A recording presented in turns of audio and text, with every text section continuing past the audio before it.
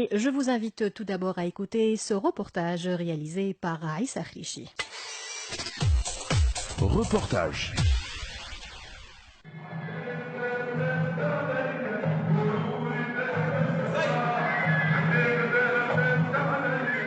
Ici, l'ambiance est à la danse. Pour ce groupe d'une dizaine de femmes, jeunes et moins jeunes, ce cours de danse est l'occasion de se défouler et de faire le plein de bonne énergie. Tout comme elle, Nolhen vient quotidiennement ici pour se vider l'esprit. Elle est une habituée des locaux de la section de Tunis de l'association tunisienne de lutte contre les MST et le sida. Un endroit qui, en plus du soutien qu'on y trouve, représente pour plusieurs Tunisiens un véritable pont vers une vie normale. Nolhen a 36 ans aujourd'hui. Elle a commencé à fréquenter ce centre en 2012, l'année où elle est devenue porteuse du VIH, virus qu'elle a contracté par le biais de rapports sexuels non protégés avec son mari, qui était lui-même porteur du virus. Il lui aura fallu attendre la nuit où son mari est décédé pour s'en rendre compte. C'est sous couvert d'anonymat qu'elle nous en parle aujourd'hui, Nolhen étant simplement un nom d'emprunt.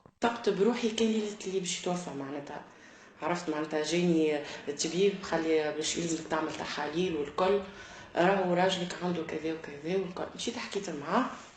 Je ne me suis rendu compte que j'étais malade que le jour où mon mari allait décéder. Le médecin est venu et m'a dit que je devais faire des analyses parce que mon mari était porteur du VIH. J'ai demandé des explications à mon mari, il m'a dit qu'il n'était pas au courant et qu'il n'y pouvait rien. J'ai accepté le sort du destin, mais j'ai eu très peur pour mes filles. Je ne connaissais pas cette maladie, si elle était grave et si je pouvais en mourir. Je suis devenue hystérique et j'ai fait une dépression. Mais ensuite, avec les analyses et en rencontrant souvent le médecin, j'ai mieux compris ce qu'était cette maladie et je me suis mise à voir plus clair. Et Dieu merci, j'ai compris que cette maladie, on pouvait vivre avec, un peu comme le diabète. Il suffisait simplement que je prenne mes médicaments et alors je pourrais vivre normalement. عرفت اللي هو مرض معناتها كيما الدم والسكر نشرب ادويه نعيش عادي معناتها ما عنديش حتى بروبليم منه. Mon entourage m'a permis d'avoir confiance en moi et de me sentir normale. Ils m'ont soutenue alors que beaucoup de personnes ne trouvent pas de soutien. Leur entourage en ont peur, les rejettent et ne les comprennent pas. C'est un problème de mentalité. Ils croient que cette maladie peut se transmettre via un verre d'eau. Au contraire, ma famille boit avec moi, mange avec moi, dort avec moi. Ils ne m'ont pas fait sentir anormal ou que ce virus était mauvais et très dangereux. Ils ne me l'ont pas fait sentir et ont continué à me saluer, parfois à dormir avec moi ou même à se sécher les mains dans la même serviette. Ils m'ont fait sentir normal. Moi, je remercie Dieu parce que mon entourage m'a soutenue. Mais il y a d'autres personnes qui n'ont pas eu cette chance.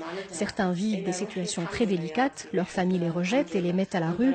Ils ne trouvent même pas de quoi manger. Il y a des personnes qui veulent travailler, mais si leur employeur savent qu'ils sont porteurs du VIH, ils sont mis à la porte.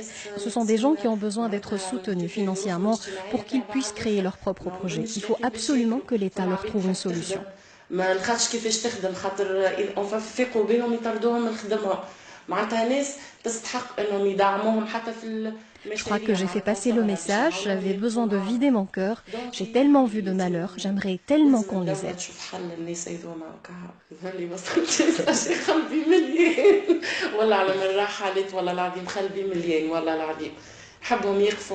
Et ce sont de nombreux Tunisiens qui comptent sur ce soutien, qu'il soit économique, médical, psychologique et parfois même juridique. Selon les derniers chiffres, on compte en Tunisie près de 2200 personnes atteintes du VIH. Un peu plus de la moitié d'entre eux ont entre 25 et 39 ans. Seule une personne sur 3 suit une trithérapie. Face à ce problème prioritaire, vu son caractère épidémiologique, les acteurs, autorités, professionnels de la santé et surtout la société civile se mobilisent tant bien que mal pour venir en aide à cette population particulièrement vulnérable. C'est le cas de cette association, l'ATL, l'association tunisienne de lutte contre les MST et le sida, créée en 90, qui tente de leur venir en aide. Bilal Mahjoub, directeur exécutif de l'ATL MST Sida section Tunis, y travaille depuis 17 ans. Une association qui est au premier plan dans la lutte contre les MST et le sida et dans le soutien aux victimes. Au fil des années, l'ATL MST Sida Tunis a acquis une riche expérience en la matière, ce qui lui a permis considérablement d'optimiser ses actions. À partir de 2003-2004, ce qu'on a pu démontrer au niveau de l'association ici, et on était les premiers en Tunisie, c'est que l'épidémie elle est concentrée. Donc elle est concentrée chez des groupes qui ont des comportements à haut risque, qui sont les hommes ayant des rapports sexuels avec des hommes, les travailleurs et travailleuses de sexe, et les injecteurs de drogue. Donc les injecteurs de drogue, ceux qui partagent les seringues, sont concernés. Donc nous, on a commencé avec les hommes ayant des rapports sexuels avec des hommes, et en parallèle les travailleurs et travailleuses de sexe. Et on a fini à partir de 2007 de faire tout un projet qui cible les injecteurs de drogue. Entre-temps, On fait le dépistage, on découvre les cas positifs et on assure la prise en charge. Donc la prise en charge, on essaie d'avoir une prise en charge globale. Donc il y a la prise en charge psychologique, il y a tout ce qui est assistance sociale, la réinsertion socio-professionnelle, la prise en charge des enfants, il y a l'éducation thérapeutique qui est un élément très très très important. L'éducation thérapeutique, au début, c'était les médecins spécialistes, essentiellement infectiologues, qui assurent cette tâche. L'éducation thérapeutique, c'est comment ils prennent le traitement. Donc, ce qu'on a fait avec l'éducation thérapeutique, c'est on a formé des personnes séropositives, donc d'un certain niveau, et ils sont devenus des éducateurs thérapeutiques. Donc c'est eux-mêmes qui assurent l'observance et l'éducation thérapeutique, que ce soit dans les services de prise en charge. Donc c'est devenu un travail, c'est une tâche communautaire. Depuis des années, on a fait, il y a beaucoup d'activités communautaires. Donc par exemple, on a assuré des cours d'informatique, on a assuré des cours de langue. Il y a des séances d'éducation thérapeutique, il y a des assistances. Et ça, c'est au niveau du siège, mais au niveau des centres, c'est tous les jours. Ils viennent prendre un café le matin. Par exemple, dans les jasmins, ils préparent à manger ensemble, le déjeuner. Les jasmins aussi, c'est devenu un peu spécifique parce qu'il y a la prise en charge des enfants. On prend en charge les enfants, la scolarité, la rentrée scolaire, l'Aïd. Par exemple, si je prends les femmes, elles viennent parce que elles n'ont aucun espace en Tunisie pour vivre ce qu'elles sont en train de vivre. Déjà, qu'on ne veuille ou pas socialement, on a deux statuts. Il y a le statut d'une femme ordinaire et il y a le statut de séropositif, le statut d'injectrice de drogue, de travailleuse de sexe. Elles peuvent pas l'affirmer ailleurs qu'au centre.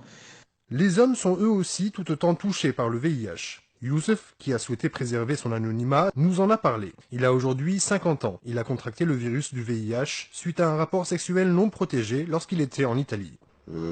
مشيت انا وين جون فيه وما في باليش انا احنا مشينا صارنا مع بعضنا 4 من الناس دو كوبل وما في باليش انا اللي هي مريضه وهي ما قالتليش وسي لو بروميير رونكونتر معناها. J'ai fréquenté une fille, nous sommes sortis ensemble un soir, nous étions deux couples et je ne savais pas qu'elle était malade. Elle ne me l'avait pas dit.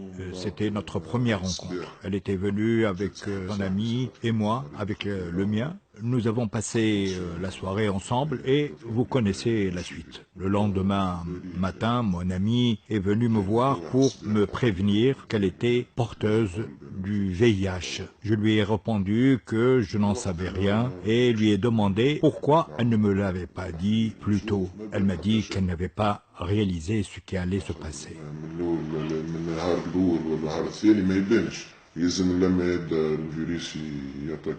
Alors, je suis allé vers un test de dépistage. Rien n'est apparu car il était encore trop tôt. Le virus n'avait pas encore commencé à attaquer mon immunité. Je ne savais plus quoi faire. Je me suis dit qu'il fallait que je me soigne. Mais je ne connaissais pas du tout cette maladie. Je n'avais aucune idée de ce que ça allait impliquer. Ensuite, en revenant en Tunisie, j'ai commencé à fréquenter cette association et j'ai commencé à mieux comprendre ce qu'était cette maladie. Qu'elle n'allait pas directement me tuer et qu'il y avait un traitement et qui plus est gratuit en Tunisie. Il fallait juste que je fasse des analyses à l'hôpital chaque 3 mois.